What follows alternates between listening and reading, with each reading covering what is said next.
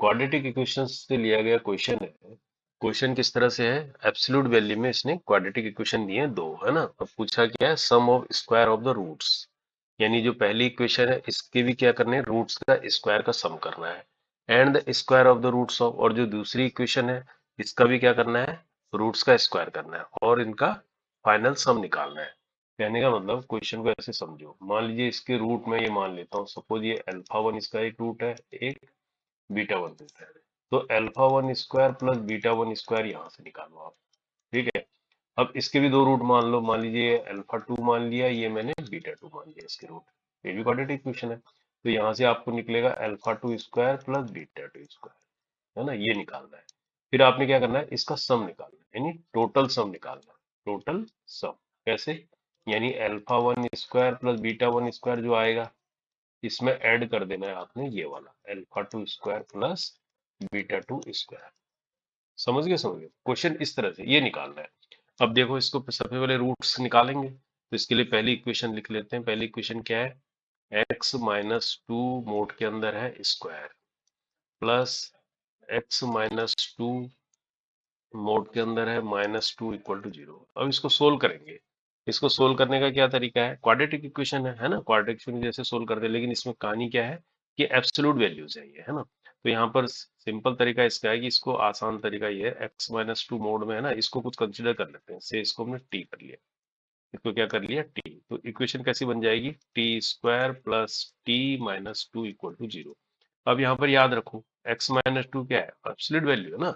Absolute value जो है हमेशा क्या होता है, ये पॉजिटिव होनी चाहिए, है ना। रियल वैल्यूज होगी एक्स माइनस टू की, मोड के अंदर है, तो कहने का मतलब टी क्या होगा, t greater than equal to zero. समझ रहे हैं, समझ रहे हो, क्योंकि एब्सोल्यूट वैल्यू की डेफिनेशन क्या होती है कि अगर x माइनस टू है, तो अगर जीरो से, कहने का मतलब ये कितने डिस्टेंस पर है, पॉजिटिव डिस्टेंस पर होगा, निगेटिव तो होगी नहीं डिस्टेंस, है ना। तो इस तरह से समझते हैं, तो कहने का मतलब ये हमेशा पॉजिटिव होगा x माइनस टू मोड के अंदर। समझ गए। अब जब इसको सोल्व करेंगे हम, तो ये तो क्वाड्रेटिक बन गई, क्वाड्रेटिक को यानी इसके दो फैक्टर हो जाएंगे, यानी इसको हम ऐसे लिख सकते हैं, टू टी स्क्वायर हो गया ना ये, तो इसको बना देंगे क्या, प्लस में लेना है, टू टी माइनस टी कर देते हैं, minus two equal to zero. तो यहाँ से फैक्टर कैसे आ जाएंगे, टी प्लस टू ये कॉमन आ गया, टी बाहर, और यहाँ पर भी माइनस टी प्लस टू आ गया। तो देखो अब यहाँ से क्या मिल रहा है आपको, कौन कौन से फैक्टर मिल रहे हैं आपको, आपको मिल रहे हैं टी माइनस वन एक मिल रहा है, और एक मिल रहा है टी प्लस टू, है ना, इक्वल टू जीरो। अब यहाँ से जो t minus one equal to zero है ना, तो यहाँ से t इक्वल टू वन मिल रहा है आपको। t है क्या हमारे पास, x minus two equal to one, यही तो है। इसके लिए इसको सोल्व करें, और जो ये t प्लस टू है, ये वाला t प्लस टू, इससे क्या मिलेगा, t माइनस टू मिलेगा, और नेगेटिव तो हो नहीं सकता ये, है ना, x माइनस टू निगेटिव नहीं हो सकता है। इसलिए हम ये जो t प्लस टू वाला है इसको कंसिडर ही नहीं करेंगे। कहने का मतलब t plus two equal to जो जीरो है, ये वाला, तो यहाँ से t हमें मिल रहा है माइनस टू, है ना। तो इसका मतलब ये इनवैलिड है, क्योंकि t क्या है, x माइनस टू है ना, और ये तो हमेशा पॉजिटिव होना है। समझ रहे, समझ रहे, एब्सोल्यूट वैल्यू पॉजिटिव होगी। तो इसका मतलब हम इसको कंसिडर करेंगे x minus two equal to one वाले को। अब यहाँ से वैल्यू कैसे निकलेगी वन की, ये तो पॉजिटिव निगेटिव दोनों के लिए सोल्व होगा, यानी x माइनस टू अगर पॉजिटिव लेता हूँ तो इसकी वैल्यू वन होती है, तो x इज इक्वल टू क्या मिल जाएगा, उस तरफ चला जाएगा थ्री, तो एक वैल्यू x की ये मिल जाएगी। और ये क्या है, इसके लिए भी सोल्व कर सकते हैं, माइनस एक्स माइनस टू भी हो सकता है ये, इक्वल टू वन। समझ रहे हैं, यानी एक बार ये एक्स प्लस टू प्लस था ये, है ना, तो यहाँ से वन निकला हमने। अब इसको माइनस भी ले सकते हैं, अगर हम इसको मोड से बाहर निकालेंगे तो ये क्या आ जाएगा, minus x plus two equal to one, ये मान लो, है ना। तो कहने बोला एक्स उधर ले लो, तो टू माइनस वन यानी वन, यानी एक्स की एक वैल्यू वन आ गई, एक आ गई थ्री। तो इसका मतलब इसके दोनों, दो वैल्यू है ना एक्स की, इसका मतलब ये दोनों रूट्स हैं। तो इसको एक अल्फा मान लिया हमने, अल्फा वन मान लिया, इसको हमने बीटा वन मान लिया। तो कहने का मतलब alpha one square plus beta one square हमारे हिसाब से क्या मिलेगा, थ्री का स्क्वायर प्लस वन का स्क्वायर, है ना। तो ये क्या हो गया, नाइन प्लस वन यानी टेन, तो ये हमारा आ गया टेन। ठीक है। अब बचा दूसरी इक्वेशन के लिए क्या करना है, जहां से अल्फा टू और बीटा टू निकलेगा उसको यहाँ देख लेते हैं, है ना। तो यहाँ पर क्या है, x square minus two x minus three mod के अंदर हो गया, minus five equal to zero. अब देखो यहाँ भी दो वैल्यू निकलेंगी, क्योंकि x माइनस थ्री एक बार इसकी वैल्यू पॉजिटिव निगेटिव दोनों के लिए होगी। अगर मैं इसको पॉजिटिव लेता हूँ तो x square minus two x minus three रहेगा, ये minus five is equal to zero, ये तो रहेगा एक बार। ये यहाँ से क्या मिल रहा है, x square minus two x plus six minus five is equal to zero. यहाँ से मिल रहा है x square minus two x plus one equal to zero, यानी ये अपने आप में क्या हो गया, एक्स माइनस वन का होल स्क्वायर हो गया ये। यहाँ से एक्स की वैल्यू क्या आ रही है, वन आ रही है। लेकिन ये तो वैलिड नहीं होगा, क्यों, क्योंकि ये जो x माइनस थ्री है ये किस केस में हो रहा है हमारे पास, ये हो रहा है जब x माइनस यानी x क्या है, greater than equal to three, ये तो हो रहा है, यानी x माइनस थ्री पॉजिटिव होना चाहिए।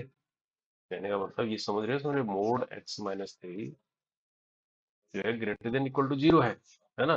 तो इसका मतलब क्या है, x greater than equal to three है, ठीक है। तो ये तो x वन आ गया, ये तो हमारा कंसिडर नहीं कहलाएगा। तो कहने का मतलब ये कंसिडर नहीं होगा, तो कौन सा कंसिडर होगा, क्योंकि हम इसको एब्सोल्यूट वैल्यू को हमने पहली बार क्या लिया, इसको पॉजिटिव लिया, अब इसको निगेटिव लेंगे। तो कहने का मतलब दूसरी जो निकलेगी इक्वेशन वो कैसे निकल सकती है, एक्स स्क्वायर माइनस टू है, यानी कहने का मतलब एक्स माइनस थ्री, तो ये प्लस हो जाएगा ना, प्लस, ये बात समझ रहे हो, x minus three minus five equal to zero होगा। कहने का मतलब x minus three absolute value है, तो एक बार मैंने पॉजिटिव लिया तो ये आ गया हमारे पास ये वाला, है ना, तो इसका साइन चेंज नहीं हुआ। जब नेक्स्ट टाइम में ये निगेटिव करके बाहर निकलेगा तो इसको पॉजिटिव कर देगा। तो अब यहाँ से क्या निकलता है, x square plus two x minus six minus five equal to zero. यहाँ से देखो x square plus two x minus eleven equal to zero निकलता है। अब इसके फैक्टर देखो आसानी से नहीं हो पाएंगे, है ना। अब फैक्टर नहीं हो पाएंगे, हमें तो फैक्टर की वैसे भी जरूरत नहीं है। अब यहाँ पर मैं इसको थोड़ा यहाँ लिख लेता हूँ, इसको मैं यहाँ लिख लेता हूँ, ठीक है। यहाँ लिख लिया मैंने x square plus two x minus eleven equal to zero.